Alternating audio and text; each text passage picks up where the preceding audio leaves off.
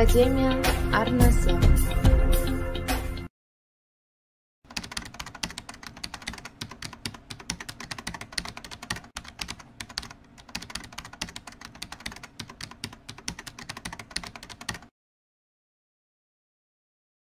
Құрметті көрермендер, бүгін Академия арнасына қош келдіңіздер. Бүгін бізде қонақта филология ғылымдарының докторы, профессор, Қазақстан Республикасы әлеуметтік ғылымдар академиясының академигі, ұлттық ғылым академиясының корреспондент мүшесі, халықаралық қазақ тілі академиясының президенті Ерден аға Қажыбек. Қош келдіңіз. Сәлеметсіз, рахмет. Бүгін біздің әңгімеміз негізінен мынау латын жайлы болады. Өйткені сіз осы латын институтқа директор болып келгеннен бастап, латын сол кезде басталған, латынның мәселе. Ол бұрыннан басталды ғой 91 жылдан, бірақ нағыз қаулылар шыға бастауы, солардың барлығы қызу кіріскеніміз сол жылдар. Соның басы қасында жүрдіңіз. Сондықтан негізгі әңгімеміз сол жақтан өрбиді. Мына көрермендерге ол өте қызық. Тілшілердің өзі таңғалып жүретін, мынау әліпби нұсқасы қайдан келді, мынау қайдан келді дегеннің бәрінің қасында жүрсіз. Соның бәрін көрерменге бүгін айтуымыз міндет. Шындықты халық білу керек. Ең алдымен мынау үш әліпби ғой өзі. Парламентке біреу нұсқа таныстырылды. Одан кейін екеуін президент бекітті. Сол алғашқысынан бастайықшы. Алғашқысы қайдан келген? Сіз ол кезде директор ме едіңіз? Сізге тікелей осының қатысы бар ма? Бұл дұрыс, алғашқысынан бастайық. Содан кейін мына ресми осы біздің науқан кезінде бекітілген нұсқалар. 91 жылы бүкіл түркі тектес елдер, енді Горбачевтың жылымық кезі ғой, бүкіл дүние жүзіндегі түркі мемлекеттердің тілшілері бәрі бас қосып, біз әлі егемендік алмаған кез бас қосып үлкен жиынды өткізді Түркияда. Соған тіл институтының директоры бара алмады, рұқсат берілмеді оған. Саяси, бірақ біздің институттан 4 адам жіберді. Көбек Құсайынов барды, мен бардым, Әлімхан Жүнісбек барды, сосын Махпиров Велинур деген филологияның докторы барды, 4-еуміз. Соған бүкіл мына біз білет 20-30 елден ғалымдар келіп 3-4 күн жиналыс өтті. 3-4 күн жиналыс өтті.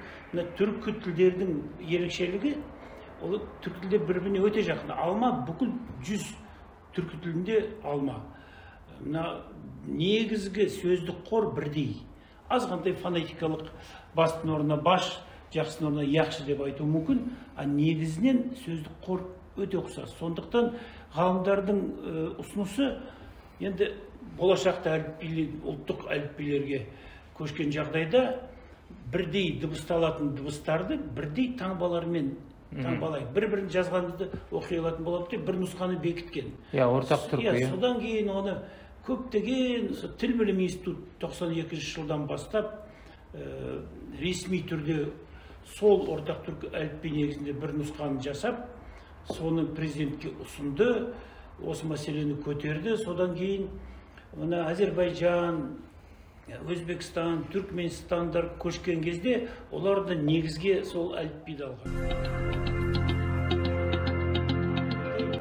Мен мына тіл білім институтының директоры 2016 жылдың аяғында тағайындалдым. Қаңтардың басында бірден министрге кірдім. Ерлан Кенжеғалиұлы Сағадиевке айттым, Ереке, мына латын әліпбиіне бүкіл түркі елдер көшіп жатыр, біз ғана қалып отырмыз, ұят болып отыр дегенде, енді Ерекең ағылшын тілде сондай азамат болғанын бірден бұны ұнатты, маған Ереке онда дереу президент әкімшісіне ұсыныс жазыңыз менің атымнан деді. Жеке бөлмені беріп қойды маған. Сол таңертеңнен мен сол 3-4-ке дейін ешқайда кетпей, сол жерде шай ішіп, ұсынысты жаздым. Президент әкімшісіне министрге бердім. Кейін білдім, сол ұсыныс кетті деп. Содан кейін сәуір айында, 2017 жылдың сәуір айында Бакуда командировкада жүргенде, сапарда рухани жаңғыру басталды. Мені тіл білім институттың директоры жұмыс топтың жетекшісі болып тағайындады.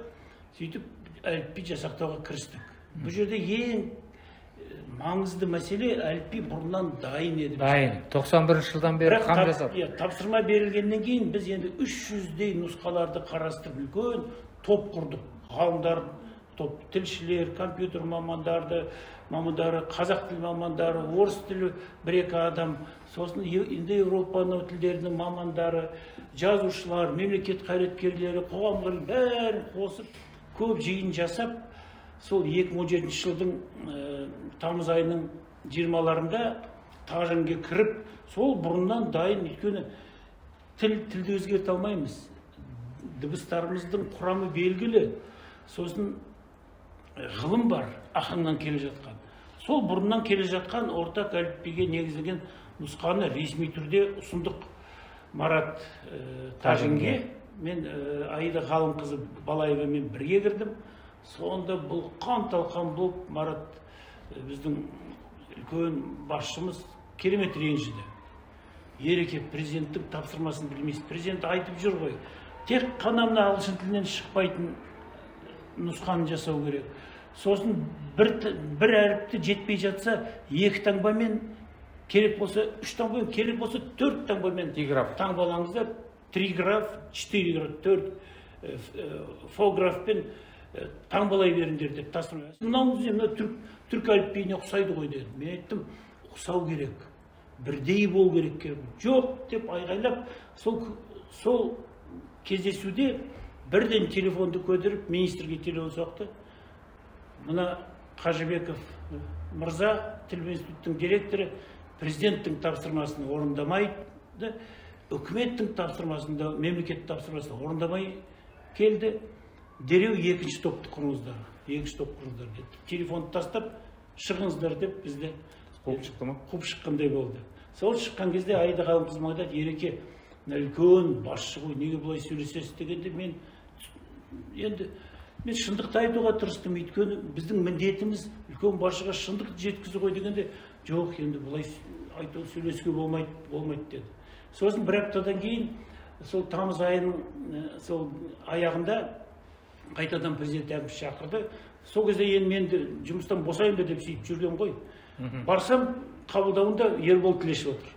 Айналайын Ербол, сенсің бе мына топтың жетекшісі құрып жатқан? Иә, менмін деді.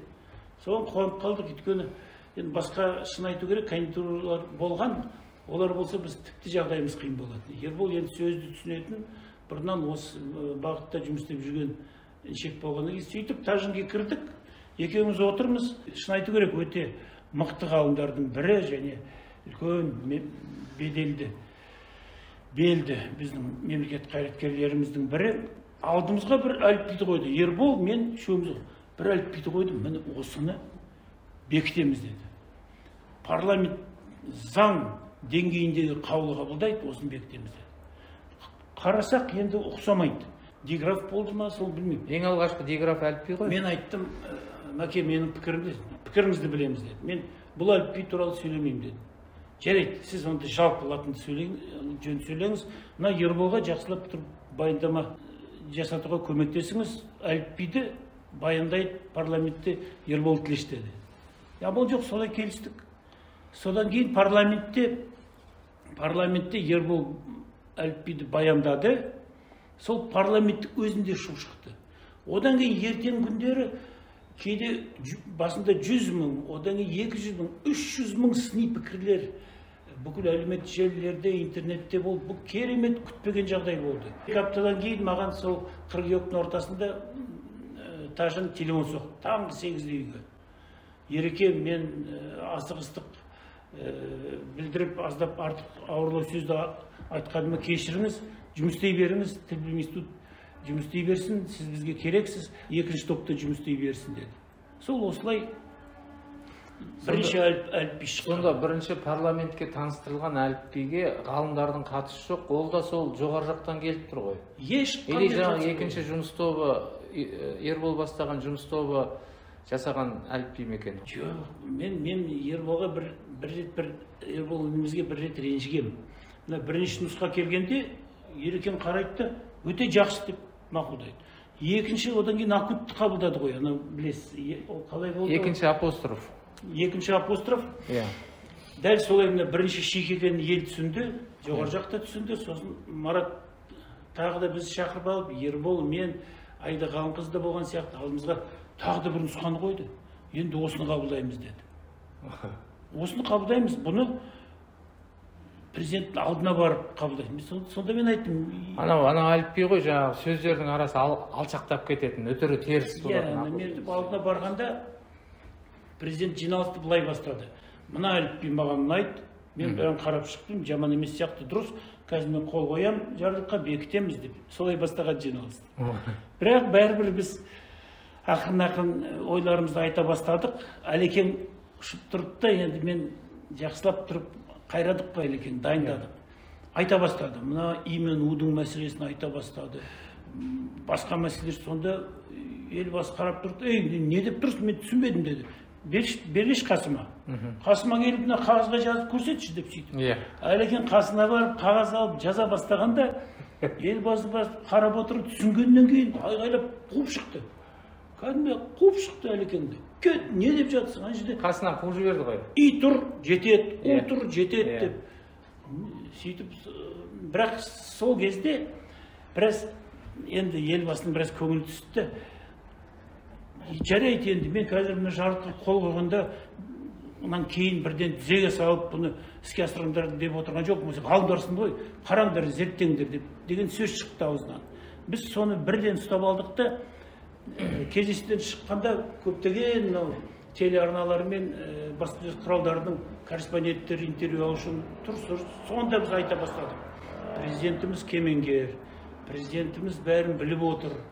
Жаңа айтты, мен қазір қол қоям бұған, бірақ бірден бұны іске асырыңдар, іске асыру үшін қол қойып отырған жоқпын. Бұны зерттеу үшін, қарастыру үшін деп сөйтіп, кәдімгі әрі қарай алып кеттік. Одан кейін жарлық шықты. Екінші күні бірден үкімет деңгейінде бірден премьер-министр деңгейінде үлкен комиссия құрылды. Іске асыратын осы әліпбиді, оқулықтарды жазатын, тағы бірдемелер, министрлердің бәрін жинап. Сол жиында да біз осы мәселені көтердік. Бұл әліпби іске асыру үшін емес, оны сараптау үшін жасалды деген. Сонда енді бізді Дархан Қыдырәлі, Түркі академияның президенті, сосын Мұхтар Құл-Мұхаммед қолдады. Шында да кейбір әріптерді жөндеу керек сияқты деп. Сөйтіп, іске асыру мәселесі болмай қалды да, қайтадан жетілдіру мәселесі күн тәртіпке енді. Осы екі әліпби осылай қабылданған. Үшінші әліпби өте қызық. Бірінші әліпбиде президент түріктерге ұқсамасын, мынау клавиатурадағы классикалық 26 латын әріптерінен шықпасын деген талап болды дейік. Сөйтіп, жаңағы диграф, триграф, четыриграфтердің бәрі солай, оны халық қабылдамады. Ал мынау қайдан шықты? Біз сол кезде ғалымдар түсінбейтінбіз. Тіл білімі институтының өзінің 91 жылдан бері жасалып келе жатқан ғылыми жобасы, ғылыми әліпбилер бар. Содан кейін енді менің контрактымда азайып қалған болу керек. 3 жылдық қой, контрактқа қол қойылған. Бірден Асхат Аймағамбетов министрге кіргем. Кіріп айттым, мен Зейнетке келіп жатырмын. Жаңадан тағайындалатын конкурсқа өзінің кандидатураны берейін бе, бермеймін деген сұрақ қойдым. Онда маған ерекем үлкен реформаны аяғына дейін жеткізуіңіз керек, сізден басқа адам көріп отырған жоқпыз. Өз кандидатураңызды бере беріңіз, сізді қайтадан тез сайлаймыз да, аяғына дейін осы науқанды, осы үлкен бастаманы жеткізуіңіз сіздің міндетіңіз деді. Жарайды дедім, кандидатура өз ұсынысын бердім. Сіз енді ешқандай алаңсыз жұмыс істедіңіз. Өйткені үшінші нұсқа бойынша емле ережелер жасалды. Оны егемен Қазақстанға жариялады. Сіз тіл білімі институтында жүрген кезде, басшы болып жүрген кезде, сіз бұны емле ережені ең құрмаса ғалымдар жасау керек деп, сіз институттың ішіндегі ғалымдардан бөлек сырттағы жетекші ғалымдарды да тарттыңыз. Мен де соның ішіне барып қатыстым. Ана институттың ішінде отырып, сол емле ережелердің әр пунктын талқылағанымыз есімде. Бұл ең көп талқыланған осы Акут жобасы болды. Енді ол неге түсіп қалды? Акуттан кейін қазір жетілдірілген деген бірдеңені қазір жетілдірілген жоба деген сияқты бір жобаны тағы да талқылап жатыр. Ол кімнің жобасы? Ол қайдан келген жоба? 4-ші жоба енді. Ол бекітілген жоқ әрине. Ол 4-ші жоба жоба жөнінде мен ресми тіл комитетінің төрағасына хат жазған кезінде. Өйткені мен әлі тіл институтының директоры болған ең соңғы жылы жетілдірілген нұсқа. Бұл енді жоғары жақтан келе жатқан, енді бұл мен ойлап отырмын, енді бұл өте жоғары деңгейде. Бұрынғы нұсқалар енді ең жоғары деңгейден түсіп отырған. Бірақ жетілдірілген нұсқа енді сәл төмендеу деңгейден. Бұл Анар Фазылжанның нұсқасы деуге болады ғой, өйткені ол тіл қазынада жүргенде сол нұсқаны жаңағы өзіңіз айтқан жиында таныстырды. Институтқа директор болып келгенде сол нұсқаны институттікімен екеуін қатар қойып, ананы институттың ғалымдары қолдағаннан кейін, енді бұл институттың ресми нұсқасы болып шықты қазір. Және енді Нұрсұлтан Әбішұлы орнынан кеткеннен кейін орнына Қасым-Жомарт Кемелұлы келді ғой. Қасекең келгеннен кейін соңғы 3 жылдың ішінде 3 рет ресми түрде жетілдірілген нұсқа президентке ұсынылған. Министр бір рет мәдениет және білім министрі ұсынды, екінші рет білім министрі ұсынды, үшінші рет білім ғылым министрі ұсынған. Ресми түрде. Қасым-Жомарт Тоқаевқа бекіту үшін. Осы жетілдірілген нұсқаны ешқандай өзгертпей.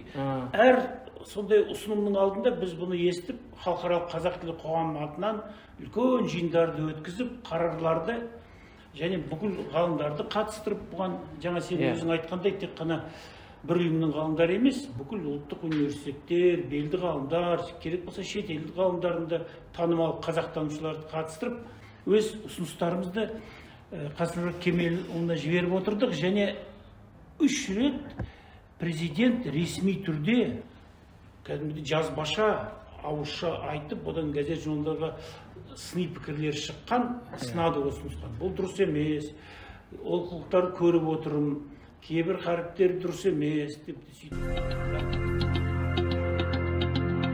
Жақсы, бұны халықаралық қазақ тілі қоғамында сол жерде сіз президент болып жүргенде, сол жерде біз бірнеше рет жаңағы бүкіл ғалымдардың, азаматтық қоғамның, жалпы ғалымдардың қол қоюымен бұны тоқтаттық десе де болады, иә?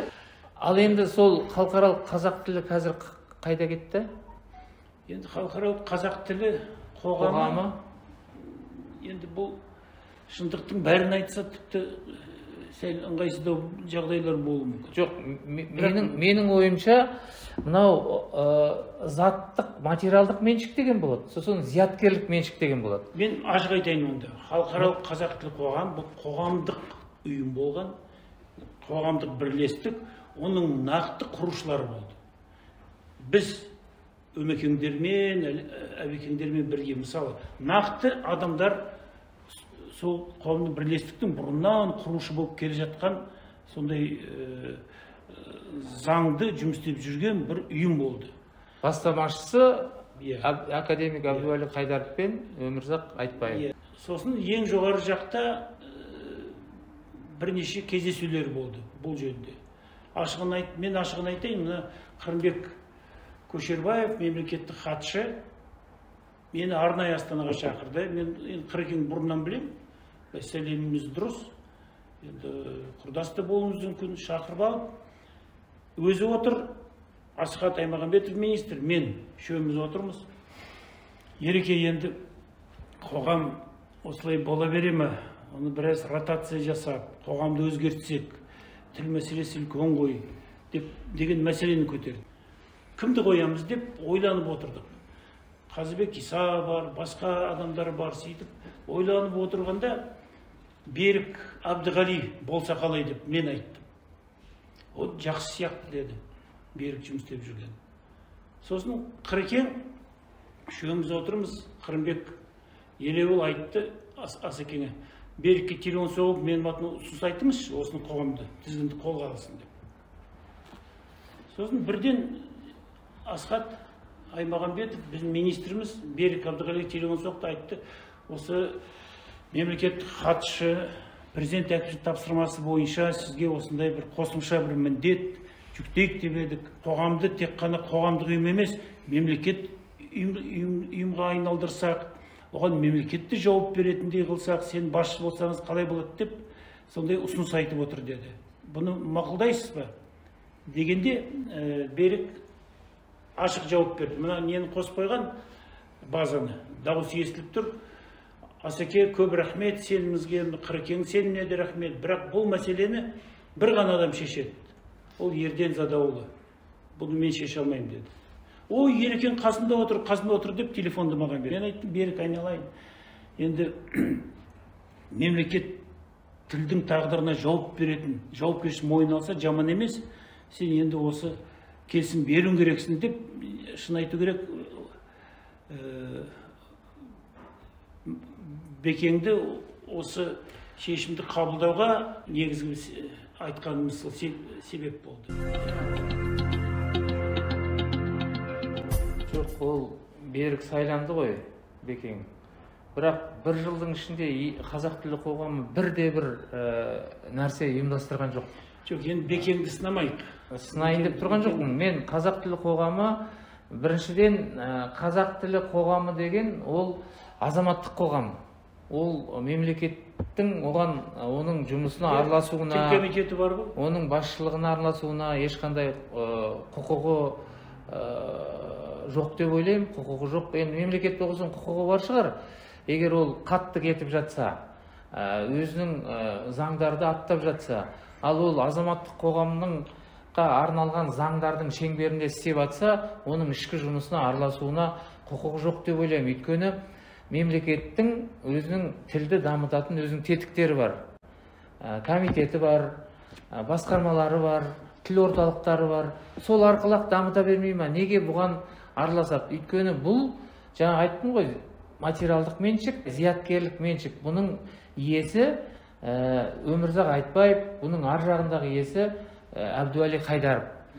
Сосын кейін ол кісілер Әбдуәли Қайдаров қартайғаннан кейін Өмекеңе тапсырды. Жаңа өзіңіз айтқандай, Өмекең 15 жылдай шамасы келгенше оны ұстап жүрді.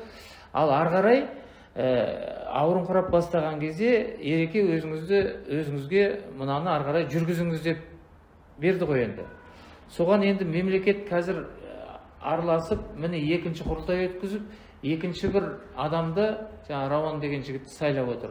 Бұның ар жағынан не күтуге болады? Мысалы, комитеттегі жағдай басқа, оның үстінен бюджеттен ақша келіп отыр. Ал бұл жерде азаматтық қоғам өзі ақша табу керек, өзі қоғамдағы мүшелеріне сүйену керек. Екеуінің басқару тактикасы, спецификасы деймі бөлек. Жоқ, таза заң тұрғысынан айтсақ, бұл өрескел заң бұзушылық. Ғылыми тұрғыда айтқан жағдайда әрине бұл қоғамдық ұйымға, бұл жеке меншік, құрылтайшылардың меншігі, оған жоғары жақтан араласып, күштеп тартып алу, бұл әрине дұрыс емес.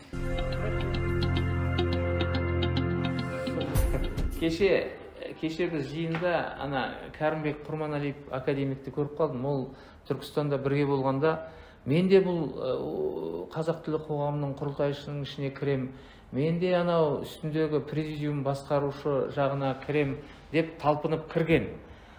Бір жыл бойы түк істелмегенін көріп, енді мына жиында кіріңіз десе, ол айтып, мен кірмеймін бұған.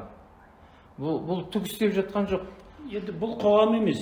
Бұл аты қоғам, бірақ өздерің кірелеріңдер депті. Министрлер, жоғары жақ президент әкімшілігі тікелей араласқан ұйым, әрине бұл қоғам болып есептелмейді. Сондықтан біз мына Әбекеңнің, Қайдаров менің ұстазым, Өмірзақ ағалардың бастаған ісін жалғастыру мақсатында біз халықаралық қазақ тілі академияны құрдық. Бұл біріншіден ғылыми мирасқор, ғылыми, осындай мысалы латынға көшу, бұл ғылыми мәселе. Бұны чиновниктер мәселесі емес, чиновниктер бастады, енді президенттен бастап араласты, ештеңе тындыра алмады. Өйткені бұл ғалымдардың тірлігі, ғалымдардың ісі. Сондықтан біз осы академияны құрып, қазір жұмыстарды, нақты мәселелерді, нақты жобаларды қолға алумен шұғылданды. Жылдың басында 12 сәуір күні ғылым күні ғой. Соған президент латын әліпбиін қайтадан бекітеді екен деген сыбыс шығып, жоғары жақтан бір қозғалыстар пайда болып, президент өзі айтты ғой, мынау өзі ғылым академиясын қайта құрды ғой. Бір сөзінде ендігі латынның жағдайын ары қарай жетілдіруді соған тапсырамыз деді. Бірақ мына жақтан тіл комитеті бар. Сол екі жақтан да ақырындап жұмыс жүріп жатқан сияқты. Одан біздің хабарымыз бар ма? Біз латын дәл қазір қандай деңгейде, не істеліп жатыр? Енді біздің екінші президентіміз Қасым-Жомарт Кемелұлы Тоқаевқа келсек, біздің бағымызға келген басшы сияқты болып көрінеді маған. Тіліміз сақтап қалу үшін келген сияқты болып көрінеді. Өйткені бүкіл елбасы, біздің президентіміздің Қасым-Жомарт Кемелұлының сөздері ашық және нақты Қазақстан Республикасының тілші ғалымдарының позициясын қолдау. Өйткені біздің тілші ғалымдардың 99% ғалымдарының пікірі бір. Әліпбиді жасақтау мәселесі бұл керек болса ғылыми проблема емес, бұл саяси проблема, оны тек шешім қабылдау керек. Ал ғылыми тұрғыда бұл нұсқа дайын болғанына 30 жылдан асты. Бұл жерде көп, бізде 28 дыбыс бар. Әр дыбысқа бір таңбаны қою керек болды. Өте қарапайым. Дауысты дыбысқа дауысты дыбыстың таңбасын, дауыссыз дыбысқа дауыссыз дыбыстың таңбасын. Болды. Мәселе өте қарапайым. Осы қарапайым мәселені біз неге күрделендіріп іске асыра алмай жүрміз? Өйткені саясат араласып отыр, басшылар араласып отыр, ғалымдардың пікірі далда қалып отыр, ашығын айтқанда. Бірақ Қасым-Жомарт Кемелұлы Тоқаев, мен бір байқағаным, ғалымдарды ашық қолдаумен келе жатыр. Ғалымдардың әлі бір пәтуаға келгенін күтіп отыр. Және біздің әр айтқан сөзімізге құлақ түріп отыр. Бұрын тыңдар құлақ болмаған, мүлде болмаған. Қазір құлақ асып отыр және ашық қолдап. Жуырда бір нақты бір мысалды ғана келтірді. Мына йод деген дыбысты е. Соны дұрыс таңбалайық деп. Сол бүкіл ең соңғы кезде қазір енді әліпбиіміз 95% дұрыс деп айтуға болады. Бірақ 5% қате. 2-3 қана таңбасын жөндеу керек. Бірақ бүкіл жөндеулер, бүкіл өзгерістер біздің сол бұрынғы нұсқамызға жақындатып келе жатыр. Енді мынау ресми орындар, оларға бір жоғары жақтан команда керек. Мысалы, Қасым-Жомарт Тоқаев бір жолдауда осы латынды енді тезірек жетілдіріңдер деген сияқты. Оларға бір қозғау керек. Ал енді бұл қозғау күтіп, жолдау күтіп отыратын мәселе емес. Өзге түркілердің бәрі көшіп кетті баяғыда. Қалған қырғыз екеуміз ғана. Енді осыны мына азаматтық қоғам ретінде халықаралық қазақ тілі академиясының атынан қадамдар бола ма жақын арада? Бұл жерде міндетті түрде біз әрі өткізіп жүрміз шараларды. Түрлі деңгейде, дөңгелек стол, үлкен конференция, жеке мәлімдемелерді жолдап жатырмыз, және олар бәрі өз игі әсерін көрсетіп жатыр. Біз қазір ең сүрініп отырған ең үлкен қиындық бұл кезінде қолдан жасалған зұлымдық. Біз 30-шы жылдары бүкіл біздің зиялыларымыз о дүниеге аттандырылғаннан кейін 38-ші жылдарынан бастап арнайы Мәскеуде қаулы шыққан. Және одан кейін ол қаулыны әр республикада, о кезде Микоян бізді басқарады, республиканың ЦК ВКПБ-ның ресми түрде қаулылары шыққан. Сол қаулыларда бұдан былай су дегенді, мысалы, екі әріппен жазатын болыңыздар, у деген, и дегендерді екі дыбыспен емес, бір дыбыспен жазу керек деген мәселені сол ЦК ВКПБ-ның қаулысымен жазып, бұйрық ретінде ешқандай бір талқылауды қажет етпейтін, тек орындауды қажет ететін қатаң бұйрық ретінде бізге түсірген. Және ең қызығы, бірнеше жылдан кейін, өз жақында біз құпия бір хаттаманы таптық. Бірнеше жылдан кейін қазақ тіл білімі және о кезде қазақ тілі әдебиеті және өнер институты, оны Нығмет Сауранбаев басқарады екен, жас жігіт, жас ғалымдар дейді. Нұрмет Сауранбаев, Кеңесбаев, Балақаев, тағы бірнеше осындай ғалымдар қарсы шықты дейді осы саясатқа, осы қаулыға. Неге біз орыс тілінің таңбаларын қазақ әліпбиіне енгізуіміз керек? Орыстар қазақ тілінің таңбаларын өз әліпбиіне енгізіп жатқан жоқ қой, қазақ сөздерін жазу үшін деген. Осындай мәселелерді тауып алдық. Бірақ дегенмен бұл зорлықпен енгізілген қастандық мәселені біз күнге дейін өзгерте алмай жатырмыз, өйткені қанға сіңген. Бұл құлдық сана, құлдық сандан арылу әсте-әсте болады екен ғой.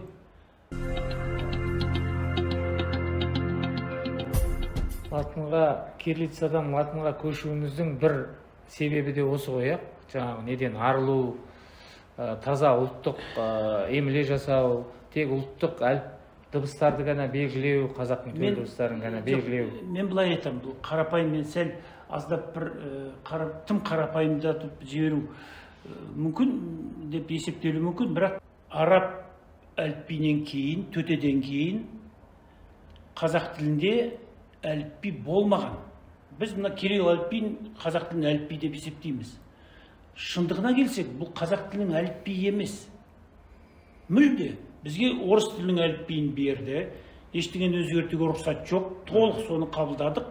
Одан кейін жоқ, бұл сыймайды біздің кейбір дыбыстарымыз үшін, оларды дұрыс беру үшін қосымша қоса бердік, оншақты жаңа таңбаны ол әліпби деп есептеу мүмкін емес. Орыс әліпбиінің бір дыбысын біз өзгертсек, онда жарайды, бұл қазақ әліпби деп айтуға болады. Біз әліпбисіз өмір сүрдік. Және тағы бір ғалымдар білетін шындық, біз кирилл әліпбиіне ауыстырғаннан кейін орыс әліпбиіне 17 жыл мүлде емлесіз жұмыс істедік. Қалай болса солай ережесіз жаздық. Өйткені ғалымдар болған жоқ. Ғалымдар жап-жас, ақаңдар мектебі бәрі жойылған, өлтірілген, осындай жағдай. Сондықтан бізде әліпби болған жоқ. Оны ашық айту керек. Сол біз бөтен әліпбиге икемделіп, қалай болса солай жазып келе жатыр. Біздің ақаңның, Ахмет Байтұрсынұлының төтесінде 24 таңба болды. 28 дыбысты беру үшін ол жеткілікті. Біз ақаңның ілімін қазақ ғылымына енгізе алмай келе жатқан өте ұятты жағдайымыз бар. Бейшара әкеміз ғой.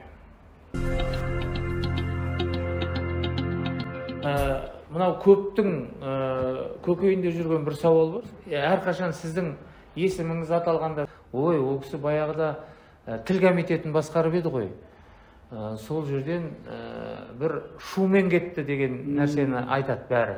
Сіз оны мынау институтқа директор болып келгенде де жаздыңыз, ол кезде де тексереді. Осыны халық толық хабардар емес осыдан. Газетте шыққанда оқымаған ба, соны өз аузыңызбен айтып берсеңіз. Енді тіл комитетке бардық. Ол жерде 3-4 жыл істедіңіз? 3 жылдай жұмыс істедім, 2,5 жылдан сәл көбірек. Сіз парламентке барып, тілге бөлінген қаржыны, ол кезде Шахановта депутат қой дейм, ә? Жоқ, мен комитетке келіп отырдым креслоға. Бірінші күні мен орында Баукең болды ғой, Бауыржан Омар.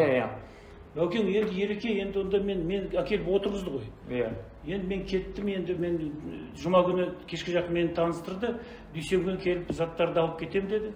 Мен айттым, Баукең қайда кетесіз деді. Мен бұл жерге келем деп ойлаған жоқпын. Мені отырғызды, мен ештеңені білмеймін. Сіз қайда кетпейсіз дедім.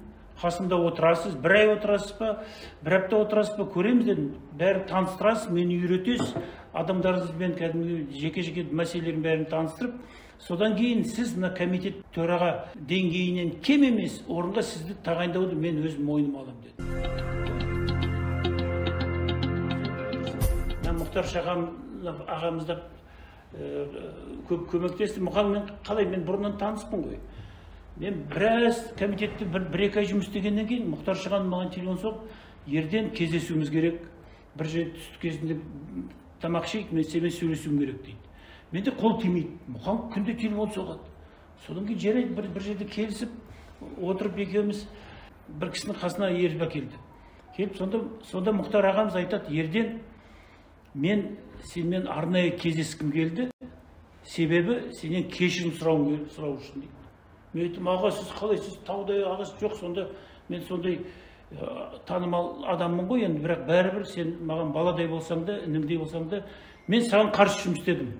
Мына тіл комитетке тағайындауға басқа конъюнктура болды. Мен қарсы, маған айтты, сен орыссың, тағы басқа бірдеме.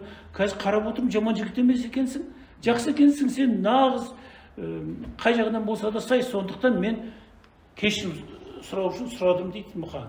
Сөйтіп екеуміз өте жақын болдық, жұмыс істедік. Енді 2,5 жылдың ішінде комитеттің бюджетін енді 9 миллиардқа дейін жеткіздік қой. Өте үлкен. Енді қалай кеткенімді айтайын. Енді министрлер ауысты. Ермұхамед Қабиденов орнына Мұхтар Құл-Мұхаммед келді. Енді керемет кісі, бәрін біледі. Жұмыс істеп жатырмыз. Комитеттің өзінде өте көп шаралар өтеді әр жерде. Кітаптар шығып жатыр, театрларда үлкен қойылымдар жасалып жатыр, тағы басқалар. Бюджет, жаңа айтқандай, ақшаға толы әр жерге жұмсап жатырмыз. Мұқан келгеннен кейін біздің бухгалтерия жабылды. Біз шараларды өткізу үшін ақша жіберілген, бухгалтерия келеді. Жоқ, ақша жібере алмаймыз қайда. Мен не істеймін? Мен гарантия кепілді хаттар жіберемін. Міне үкіметтің қаулысы, міне шотта ақша жатыр, біраздан кейін жібереміз деп, гарантийный хаттар жіберіп, шараларды өткізіп жатырмыз. Сөйтіп біраз уақыт өтіп, бірнеше миллиард теңгеге менің қағаз түрінде гарантия берген борыштарым көбейді. Ақша кетпейді. Мұқаңа барам, қабылдауына бар, таңертең кешке дейін отырам, уақыт қол тимейді қабылдауға. Бірақ кез келген министрліктің жиналысын Мұқан менен бастайды. Біздің министрлікте менің досым, үлкен ғалым, ғұлама ғалым Ерден Қажыбеков жұмыс істейді. Ол қандай керемет жағдайды мені мақтайды. Өзіне кіре алмаймын. Анау жүрмесе жарты жыл уақыт өтті. Сосын мен ойладым, бұл түбі жақсы болмайды. Январьда біз тендер өткіздік, мысалы. Ана жылдың аяғында өнім тапсыру керек. 20 шақты ұтқан фирмалар. Олар бір тиын ақшасына әлі алмай отыр. Сосын где-то тамыз айында бол керек. Сосын біз мемлекеттік тіл туралы заңды қабылдадық. Жасадық, дайындадық. Оны парламентке тапсыруымыз керек қазан айында. Сөйтіп мен тамыз айының аяғында бол керек. Арыз жаздым министрге. Айттым, мен ғалыммын, маған осындай шенеуніктің жұмыстары аса қызықтырмайды. Мен ғылыммен шұғылданамын ба деген ойым бар. Мен осында жұмыстан кетсем ба, қалай болады деп. Кешке жақын апарып қабылдауына бердім көмекшіге. Таңертең мен шақырып отыр министр. Кірсем, орынбасарлар отыр, мемлекеттік жауапты хатшысы бәрі отыр. Ереке, сіз ғалым екеніңізді білеміз. Біз уәде береміз, сіздің тюркология орталығыңызға қаржыны береміз, бәрін жағдайды жасаймыз деп. Мен рахмет дедім. Рахмет, тек бір ғана өтініш тезірек жасаңыз. Мен өйткені жай отырған тіптен қайсыз. Бір-екі күнде шешеміз деді Мұқан. Сосын бір айдай уақыт өтті, маған президент әкімшілігінен телефон соғады. Ерке кетіп жатсың ба? Мен айттым, енді қалай отырамын, ақша жүрмейді қайда, тек сондай гарантиялық қағаздарды беріп отырып, солай ма деп таңғалды. Сосын үкіметтен де кураторлар телефон соқты. Неге кетіп жатырсыз деп мен түсіндіріп айттым. Сөйтіп 2 ай уақыт өтті. Сосын мәселе шешілген болу керек. Бір үлкен жиналыс жасап, министрлікте гүл шоқтарын беріп, маған қол шапалақтап, сөйтіп институттан кеттім. Комитеттен кеттім.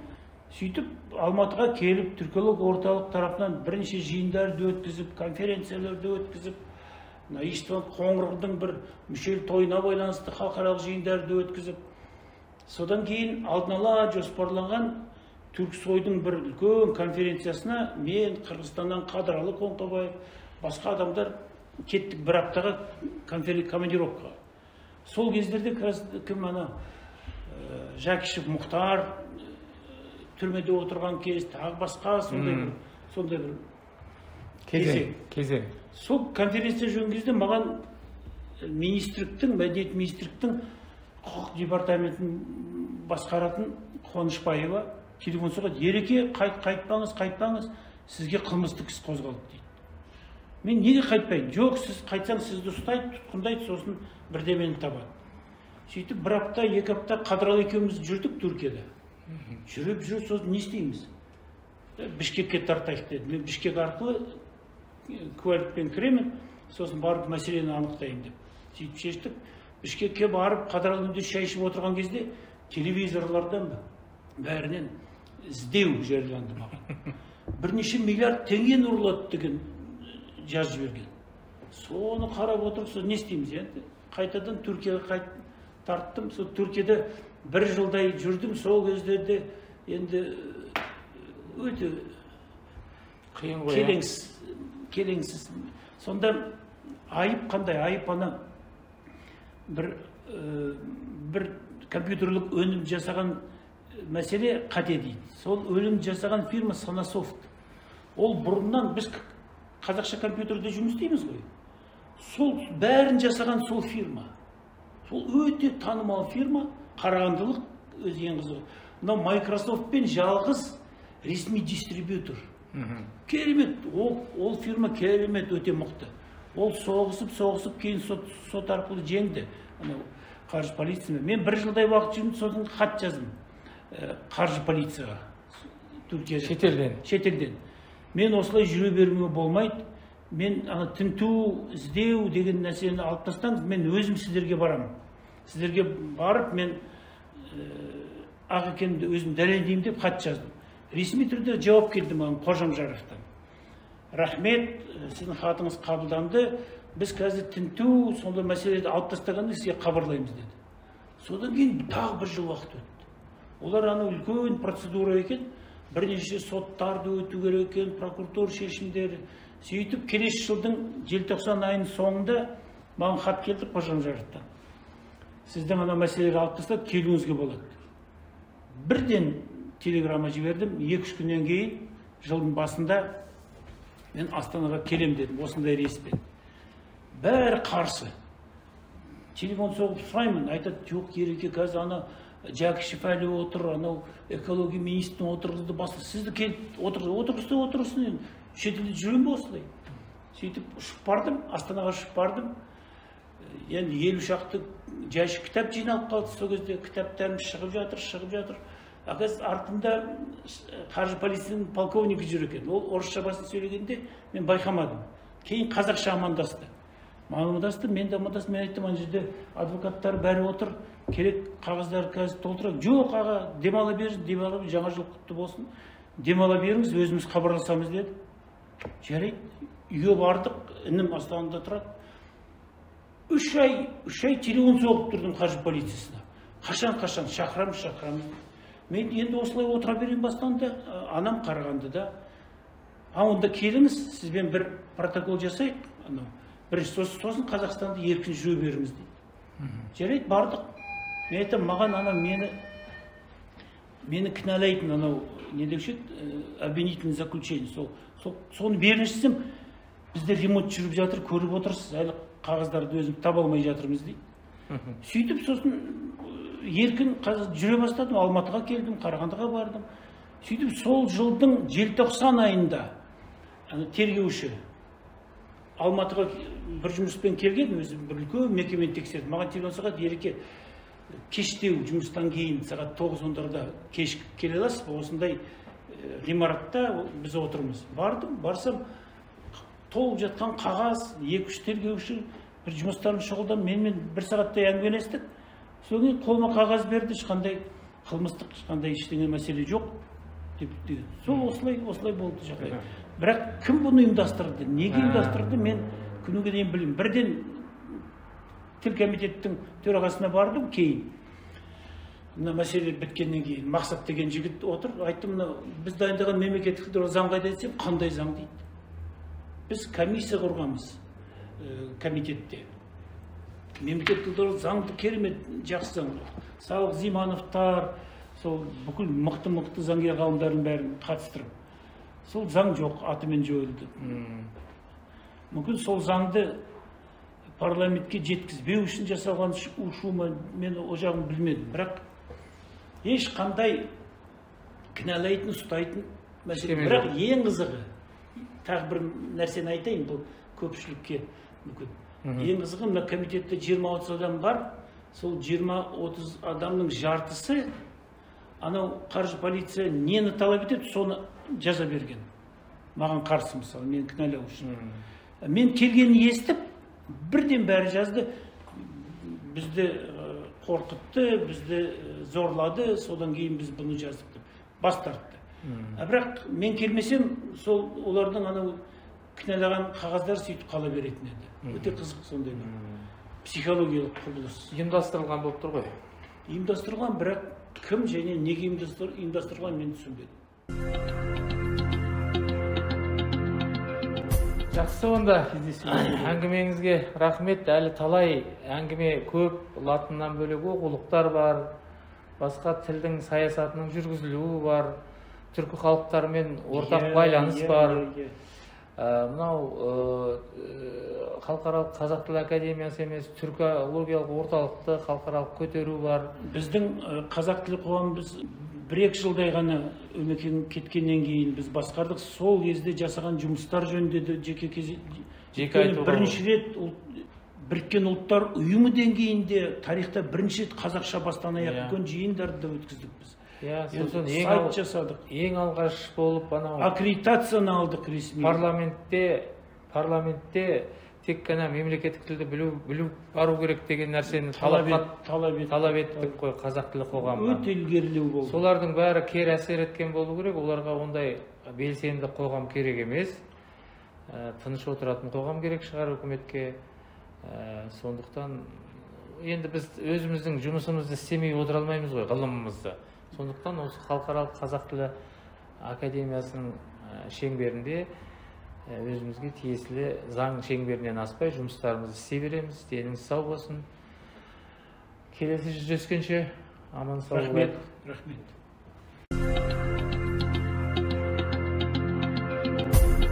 Академия арнасы.